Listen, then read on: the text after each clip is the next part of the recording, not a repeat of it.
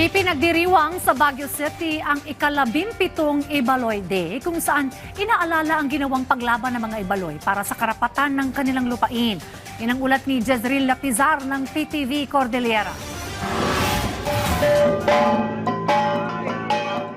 Budday siya Bagyo Mekadyoan sa Waray Pan-aadivayan. Iyan ang tema ng ika-17 Ibaloy Day na ang ibig sabihin ay lupa sa syudad ng Baguio kailangang alagaan para sa isang lugar ng pagtitipon-tipon. Sa pagdiriwang ng Ibaloy Day ngayong araw, binabalikan at inaalala ang mga sakripisyo at kontribusyon ng mga Ibaloy sa kanilang ancestral domain. Kilalang nagtaguyod nito ay si Mateo Bayosa Carino na ipinaglaban ang karapatan ng mga Ibaloy sa kanilang lupain sa syudad ng Baguio. Ipinagdiriwang sa Ibaloy Day ang February 23, 1909 kung saan dinisisyonan ng Korte Suprema ng Estados Unidos na kilalanin ang pagkakaroon ng native title o property rights ni Carino sa Baguio City noong 1900s. Maaalalang pumanaw na si Carino nang pagtibayin ng hukom ang kanyang karapatan sa lupang inangkin ng militar noong panahon ng mga Amerikano. Ang naturang lupain ay ang Camp John Hay na ngayon.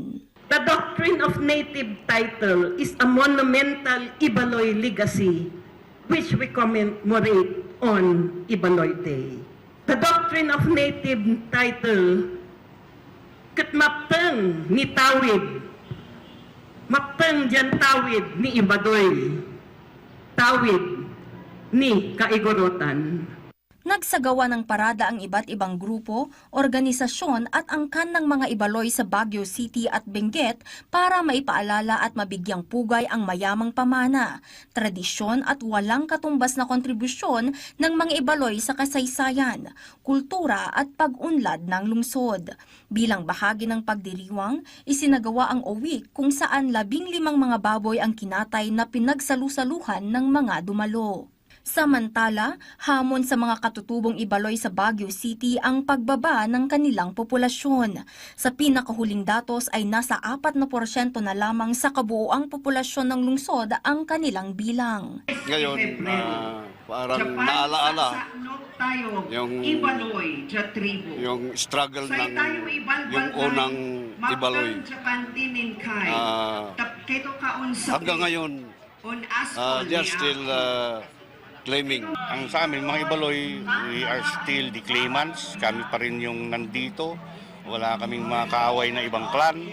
Walang nagsasabing hindi sa amin yan.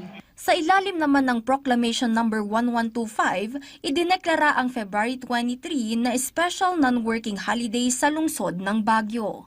Jezreel Kate Lapizar para sa Pambansang TV sa Bagong Pilipinas.